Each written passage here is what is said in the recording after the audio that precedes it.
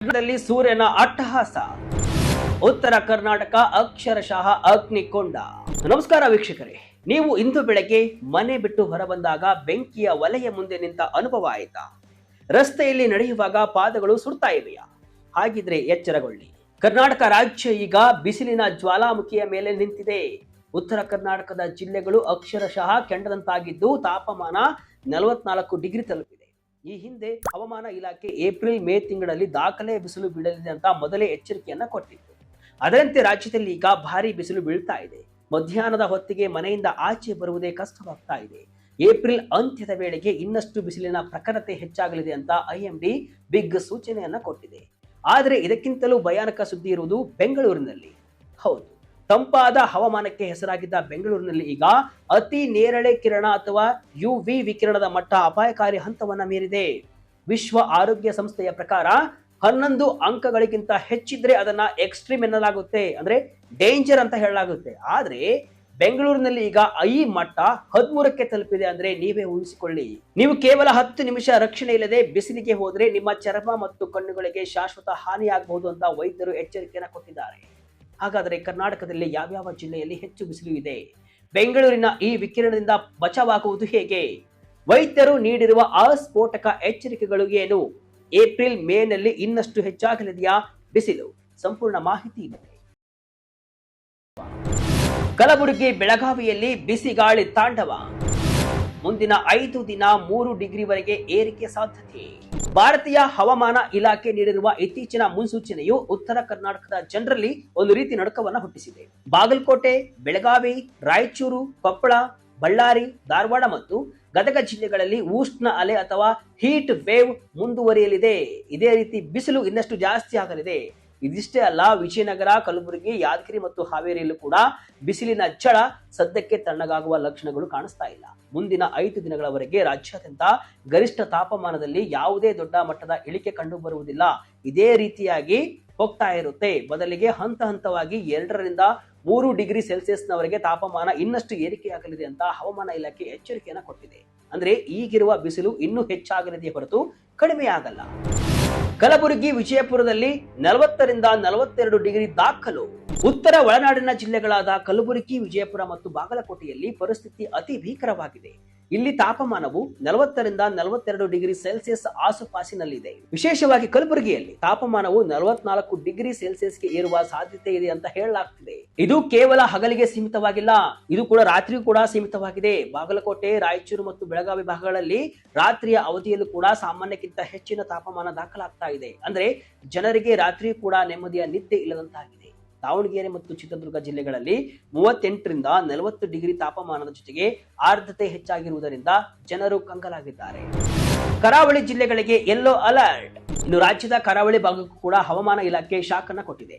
ಉತ್ತರ ಕನ್ನಡ, ಉಡುಪಿ ಮತ್ತು ದಕ್ಷಿಣ ಕನ್ನಡ ಜಿಲ್ಲೆಗಳಲ್ಲಿ ಏಪ್ರಿಲ್ ತಿಂಗಳಲ್ಲಿ ಬಿಸಿಗಾಳಿ ಹೆಚ್ಚಾಗಲಿದೆ. ಇಲ್ಲಿ ತಾಪಮಾನ 35 ರಿಂದ 37 ಡಿಗ್ರಿ ಇದ್ರೂ ಸಮುದ್ರದ ಹತ್ತಿರ ಇರುವುದರಿಂದ ಆರ್ದ್ರತೆ ಅಥವಾ ಹ್ಯುಮಿಡಿಟಿ ಹೆಚ್ಚಾಗಿರುತ್ತೆ. ಇದರಿಂದ ಜನರಿಗೆ ಉಸಿರಾಟದ ತೊಂದರೆ ಮತ್ತು ಅತಿಯಾದ ಸುಸ್ತು ಕಾಣಿಸಿಕೊಳ್ಳಬಹುದು. ಇದೇ ಕಾರಣಕ್ಕೆ ಕರಾವಳಿ ಭಾಗಕ್ಕೆ ಯೆಲ್ಲೋ ಅಲರ್ಟ್ ಅನ್ನ ಘೋಷಣೆ ಮಾಡಲಾಗಿದೆ. ಬಾಯಾರಿಕೆ ಇಲ್ಲದಿದ್ರೂ ಕೂಡ ನೀರು ಕುಡಿಯಿರಿ ಮತ್ತು ಮಧ್ಯಾಹ್ನ 12 ರಿಂದ 4 ಗಂಟೆಯವರೆಗೆ ಭಾರದ ಕೆಲಸವನ್ನ ಮಾಡಬೇಡಿ ಅಂತ ಆರೋಗ್ಯ ಇಲಾಖೆ ಸಲಹೆಯನ್ನ ಕೊಟ್ಟಿದೆ. ಅಪಾಯದ ಹಂತದಲ್ಲಿದೆ ಬೆಂಗಳೂರು. ಬೆಂಗಳೂರಿನಲ್ಲಿ ಯುವಿ ಇಂಡೆಕ್ಸ್ 13ಕ್ಕೆ ಏರಿಕೆ. ಈಗ ನಾವು ಬೆಂಗಳೂರಿನ ವಿಷಯಕ್ಕೆ ಬರೋಣ. ಬೆಂಗಳೂರಿನಲ್ಲಿ ತಾಪಮಾನ 35 ರಿಂದ 37 ಡಿಗ್ರಿ ಇದೆ. ಇದು ಬೇರೆ ಜಿಲ್ಲೆಗಳಿಗೆ ಹೋಲಿಸಿದ್ರೆ ಕಡಿಮೆ ಇರಬಹುದು. ಆದ್ರೆ ಇಲ್ಲಿ ಅಸಲಿ ಅಪಾಯ ಇರುವುದು ಅತಿ ನೇರಳೆ ಕಿರಣ ಅಥವಾ ಅಲ್ಟ್ರಾ ವೈಲೆಟ್ ವಿಕಿರಣದಲ್ಲಿ.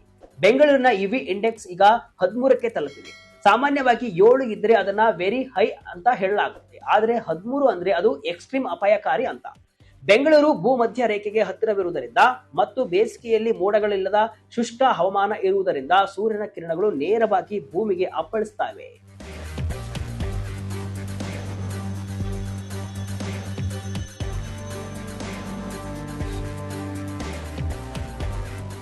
ಇದರಿಂದ ಸನ್ಬರ್ನ್, ಚರ್ಮದ ಕ್ಯಾನ್ಸರ್, ಪಿಗ್ಮೆಂಟೇಷನ್ ಮತ್ತು ಕಣ್ಣಿನ ದೃಷ್ಟಿ ಮಂದವಾಗುವಂತಹ ಸಮಸ್ಯೆಗಳು ಕಾಡಲಿವೆ.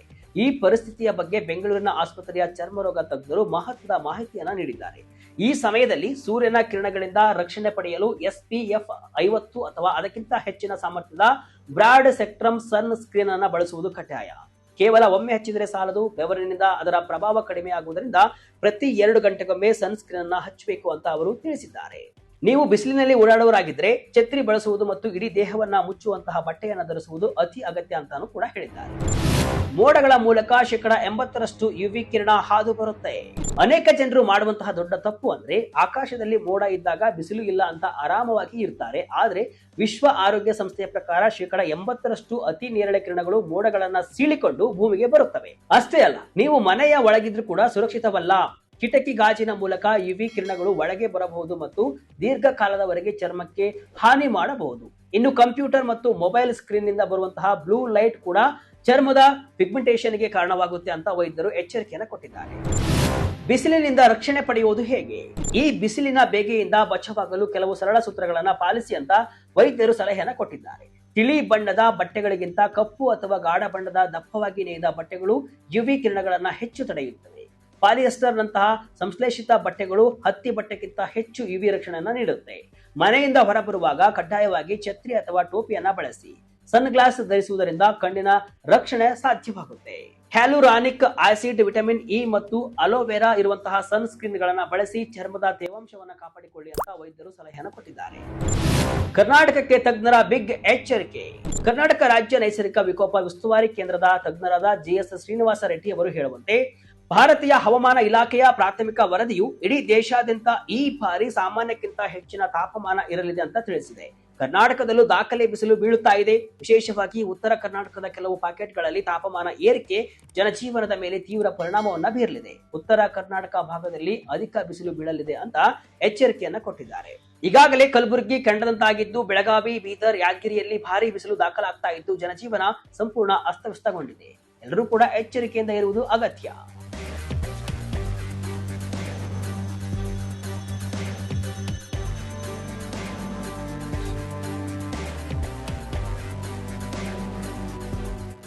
ವೀಕ್ಷಕರೇ, ಈ ಬಾರಿಯ ಬೇಸಿಗೆ ಕೇವಲ ಬಿಸಿಲಲ್ಲ, ಇದು ನಮ್ಮ ಆರೋಗ್ಯದ ಮೇಲೆ ಸವಾರಿ ಮಾಡುತ್ತಿರುವಂತಹ ಬೆಂಕಿ ಉಂಡೆಗಳು. ಉತ್ತರ ಕರ್ನಾಟಕದ 44 ಡಿಗ್ರಿ ಕೆಂಡದಂತಹ ತಾಪಮಾನದಿಂದ ಹಿಡಿದು ಬೆಂಗಳೂರಿನಲ್ಲಿ ದಾಖಲಾಗಿರುವ 13ರ ಅಪಾಯಕಾರಿ ಯುವಿ ಇಂಡೆಕ್ಸ್ ವರೆಗೆ ರಾಜ್ಯದ ಹವಾಮಾನ ಈಗ ಅಕ್ಷರಶಃ ಎಚ್ಚರಿಕೆಯ ಗಂಟೆಯನ್ನ ಬಾರಿಸ್ತಾ ಇದೆ. ವೈದ್ಯರು ನೀಡಿರುವ ಸಲಹೆಯಂತೆ ಸನ್ಸ್ಕ್ರೀನ್ ಬಳಕೆ, ಛತ್ರಿ ಹಾಗೂ ಹೆಚ್ಚಿನ ನೀರಿನ ಸೇವನೆ ಈಗ ಕೇವಲ ಆಯ್ಕೆ ಅಲ್ಲ, ಅದು ಅನಿವಾರ್ಯ. ಸಣ್ಣ ನಿರ್ಲಕ್ಷ್ಯವು ನಿಮ್ಮ ಚರ್ಮ ಮತ್ತು ಕಣ್ಣುಗಳ ಮೇಲೆ ಶಾಶ್ವತ ಹಾನಿಯನ್ನ ಉಂಟು ಮಾಡಬಹುದು. ಹಾಗಾಗಿ ಮಧ್ಯಾಹ್ನದ ವೇಳೆಯಲ್ಲಿ ಅನಗತ್ಯ ಸಂಚಾರವನ್ನು ಬಿಟ್ಟು ಸುರಕ್ಷಿತವಾಗಿರಿ. ನಿಮ್ಮ ಆರೋಗ್ಯ ನಿಮ್ಮ ಕೈಯಲ್ಲೇ ಇದೆ. ಇದಿಷ್ಟು ಇವತ್ತಿನ ವಿಶೇಷ.